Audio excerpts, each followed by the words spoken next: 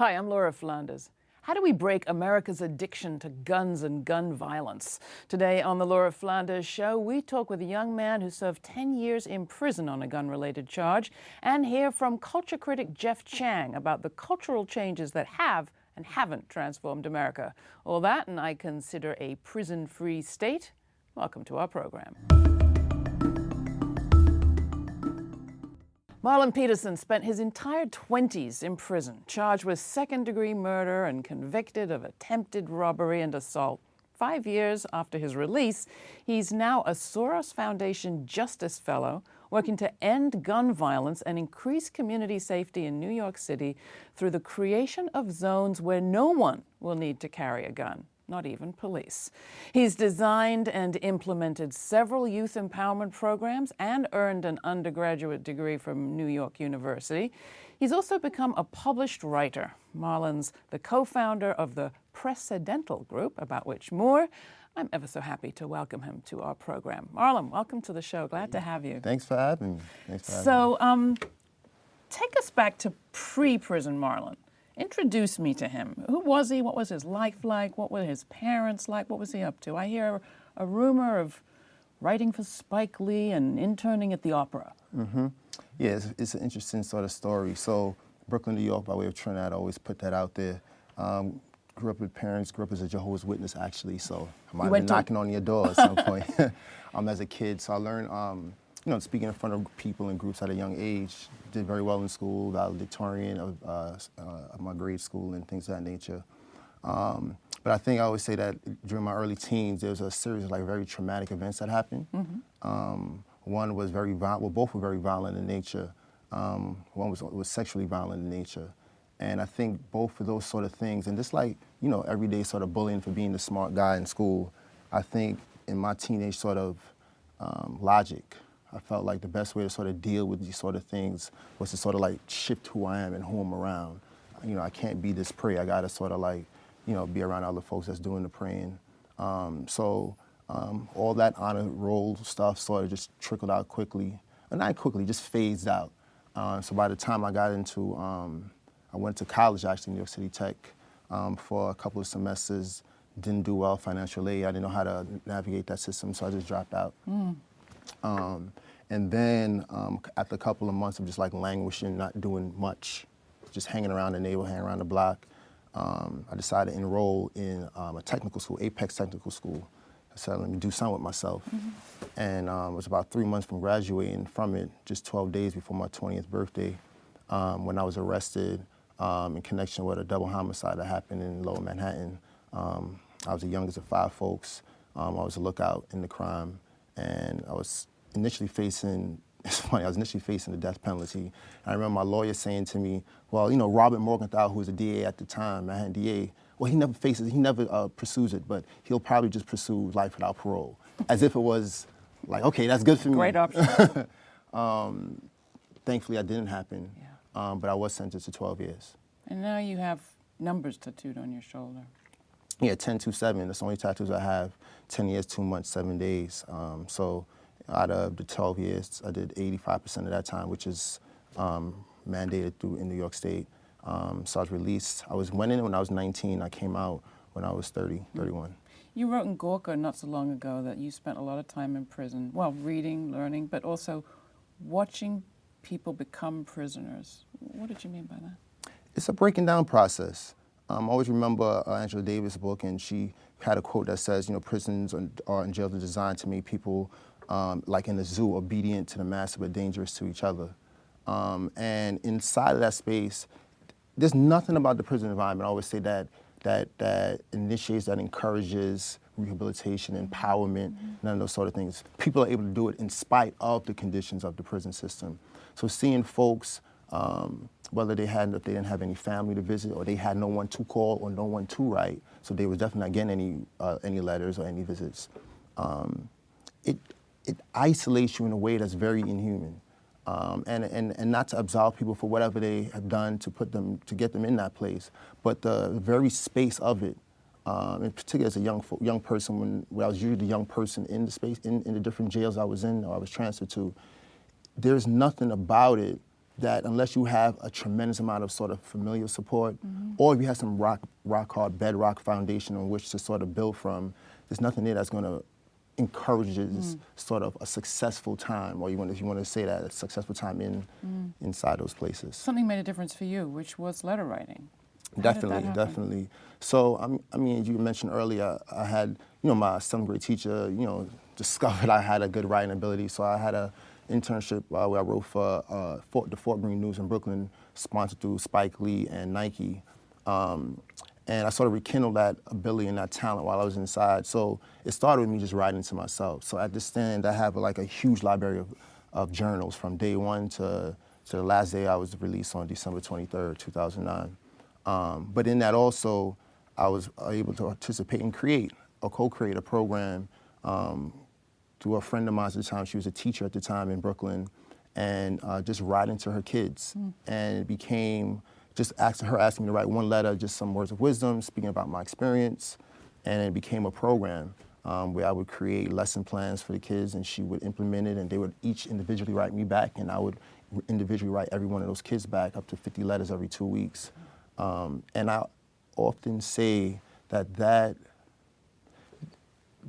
helped me more so than, I don't even know, but I think it helped me more so than even helped these young folks. Even though they told me so many deep things about them, even though they never met me, it gave me a sense of relevancy, a sense of purpose, despite those places, and a sense of like, I can be something, I'm a human being, despite everything that this place I'm in is telling me. Well, now you're a Soros Justice Fellow. Congratulations. Thank you. Just recently announced. And you're working on this program around gun violence. Of all the possible things you could work on, why gun violence at the center? Well, so I'm from Crown Heights, Brooklyn, right? So, I grew up in the late 80s, early 90s, where gun violence was at record numbers, right? Over 2,000 people were being murdered in New York City in the early 90s. So I grew up around a lot of gun violence.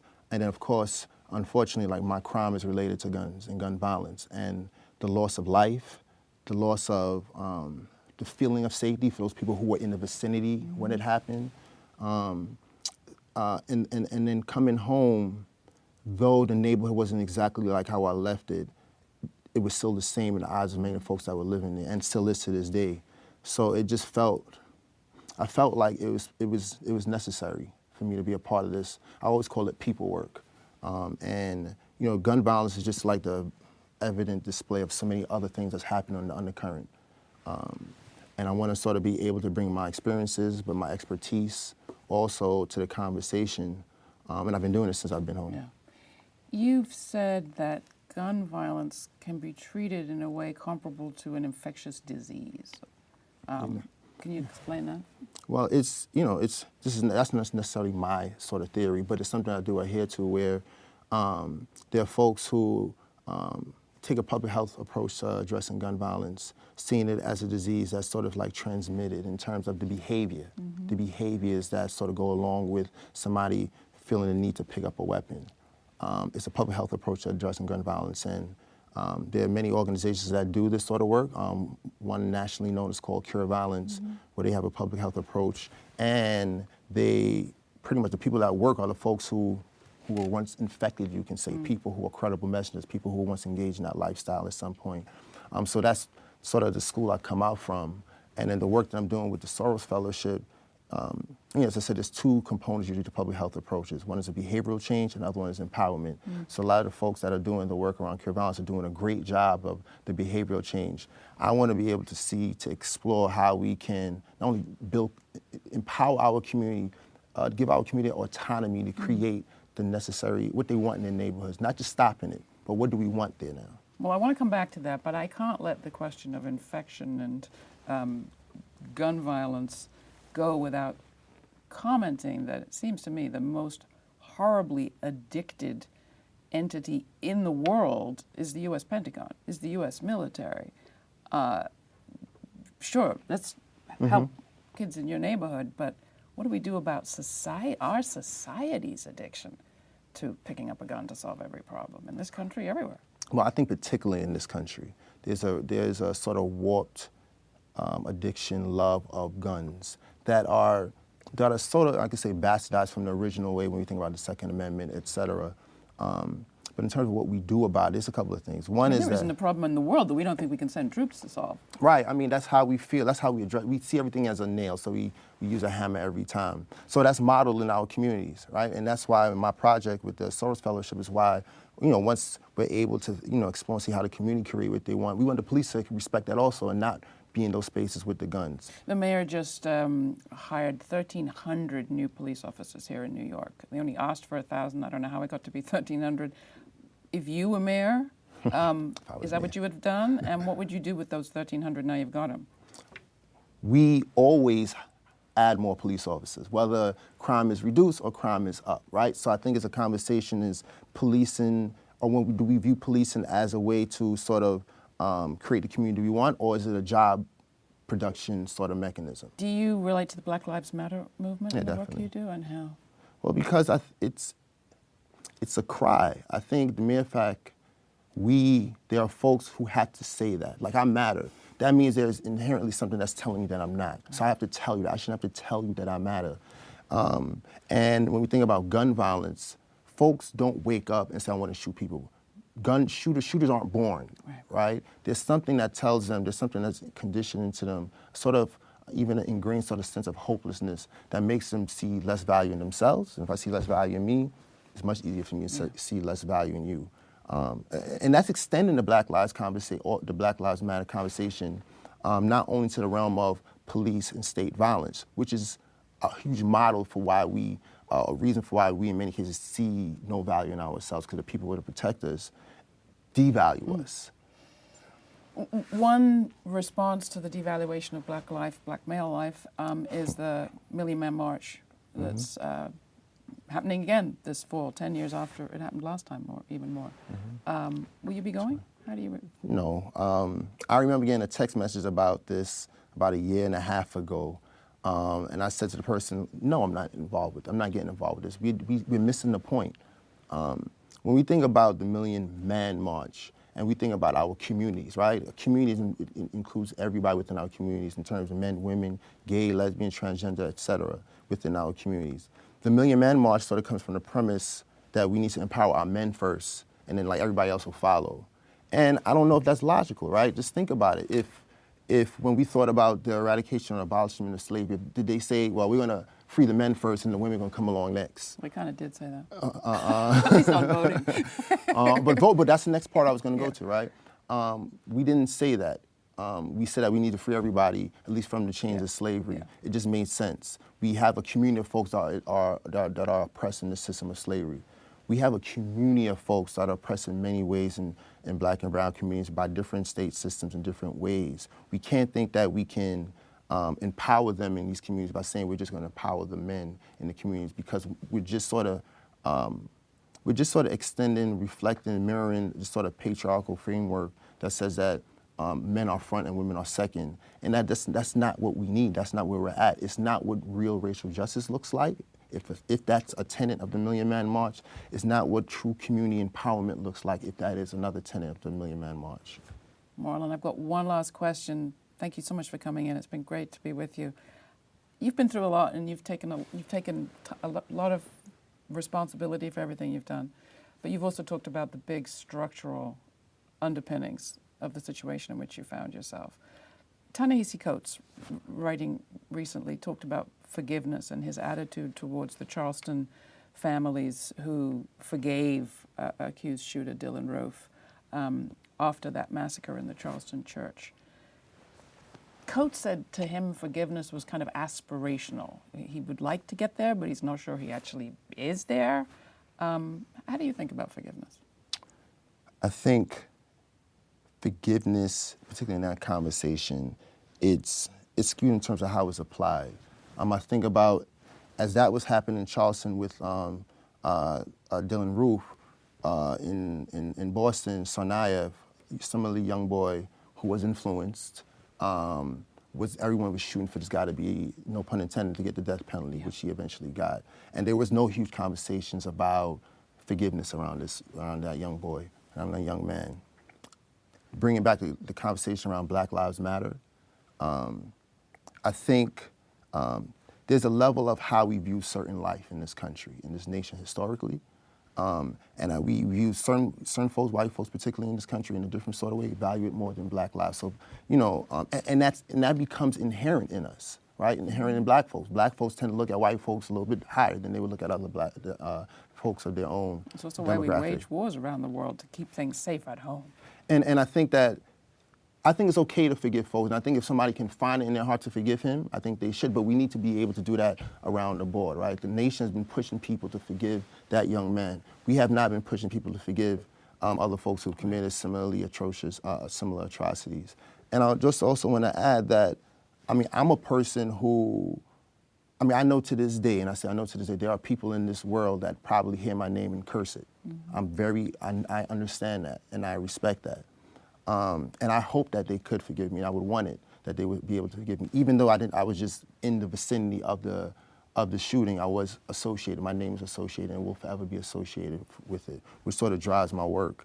So I believe in forgiveness. I would want folks to forgive me as well. And I think that person, if we're thinking about a restorative model of justice, like that person, Dylan Roof, at some point people can forgive him. But I don't know about right now. I don't think that I can have my mother killed today and forgive you tomorrow. I don't think that's logical. I don't think that is healthy. Thanks so much, Marlon. It's great to have you. Thanks for coming in. Thank you. Pleasure. Mm-hmm. You can find out more about all the things we've talked about with Marlon Peterson and more about him and his writings at our website. Jeff Chang is one of America's leading historians and cultural critics, the author of Can't Stop, Won't Stop, a hit history of hip-hop. He's the author most recently of Who We Be, the Colorization of America. I had a chance to catch up with him this summer in New York, not so long after the Charleston shootings. In a lot of ways, a lot of things have changed in this country for racial equality and cultural equity. We can watch Empire and Blackish and Fresh Off the Boat now on weekdays in prime time. Certainly musically, mainstream culture, all of that kind of stuff, we see sort of this happy rainbow country. But at the same time, the regime sort of colorblindness, what I mean by that is the refusal of folks in the U.S. to see what it is that we are doing around race, recreates these structures of segregation, recreates these structures of inequality.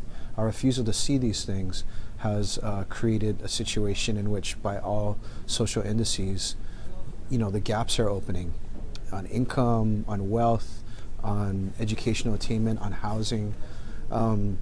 People talk a lot about gentrification, and at the same time, what we see as these flashpoints are happening in these suburban areas of these big cities. Well, actually, gentrification is part of the same larger resegregation process that produces a Ferguson, that produces a Sanford, Florida, that produces West Baltimore, right? And yet we refuse to see these things. The book was really looking at, literally, visual culture over the last 50 years and how artists have tried to raise these questions from the 60s all the way up till now. And what's been really interesting is to see the rise now of these social movements that are literally about transforming the way that we see each other, understanding that racial profiling and stereotypes and the kinds of things, these kinds of ways that prevent us from seeing each other's full humanity are what is triggering, continuing to trigger these sparks, these flashpoints, these events, these killings, these assaults, this violence that the Black Lives Matter movement has sprung up to call attention to and to move us towards transforming. One of the things that I find really exciting about the Black Lives Matter movement is it's not just about this sort of dichotomy of blindness and seeing that is just about transforming what's happening in the media, for instance, right? It's about seeing the whole diversity of Black lives. And what I think Black Lives Matter, what folks in Black Lives Matter argue is that if we can see the diversity of Black lives and why they matter, then we can see why all lives matter. We're in this weird kind of moment now where everybody's kind of looking for diversity. Diversity is kind of a fad right now. And I think that that provides openings for folks to be able to find their way in. We've already seen artists like Kendrick Lamar, like D'Angelo, like Kamasi Washington, being able to step into that space and be able to articulate what even 2 or 3 years ago might have been really radical, too radical messages for the marketplace. Culture is implicated in capitalism intimately, in both the sort of ideological form that Nancy Leon calls racial capitalism, as well as actual, factual capitalism. Culture's really always had to figure out, people working in the culture have always, I think, had to figure out where you want to align yourself in relationship to that. And, you know, art's not easy, and art needs funding, and we all need patrons, and you know, and so it's the kind of thing where the economies, the questions of the economies of the arts are always before us. That was art historian and social critic Jeff Chang talking with me earlier this year. For a whole lot more on the Black Lives Matter movement, check out our website. The state of California agreed in early September to overhaul its solitary confinement system, with some 3,000 living and breathing people locked up, some of them for 20 or 30 years in small cells without windows, all but 2 hours a day. You can bet that system needs overhauling. It actually needs abolishing, as does our mass incarceration system more generally. I know talk of prison abolition is rarely heard in public, but that doesn't mean that plenty of people aren't talking about it. Oakland-based Critical Resistance is just one example, and they're not alone. Not now, and certainly not in U.S. history. The U.S. is an outlier in the so-called civilized world when it comes to writing people off and locking them away. But we've only done it for 2 misbegotten centuries. Go back 200 years and you'll find plenty of debate. Colonial jails were tiny wooden buildings like the one that's still standing on Cape Cod, has been there since 1690. It housed people only until they were tried. Incarceration as a punishment only came later. Solitary, ironically, was the brainchild of the Quakers, the very same people who pushed to abolish slavery. They imagined that reflection all alone was an alternative that was more liberal to the stocks and whipping. Even at that time, though, there were places with no prisons. When Pope Francis passes through Central Park this year, he'll pass the site of Seneca Village, a village settled by free blacks and Irish immigrants in the 1820s. According to the New York Historical Society, Seneca Village held 3 churches, a school, several cemeteries, but no prison, until it was razed to build the park. After the Civil War, those hundreds of towns founded by freed slaves had schools and churches and even music halls, but no prisons. Anthropologist and novelist Zora Neale Hurston described one of them, Eatonville, Florida, where she grew up, as a, quote, city of 5 lakes, 3 croquet courts, 300 blackskins, 300 good swimmers, plenty of guavas, 2 schools, and no jailhouse. Abolition may not be as American as apple pie, but it's certainly not a foreign concept, and it's been around a whole lot longer than the prison industrial complex. To tell me what you think, write to me, Laura, Laura, @grittv.org. And thanks.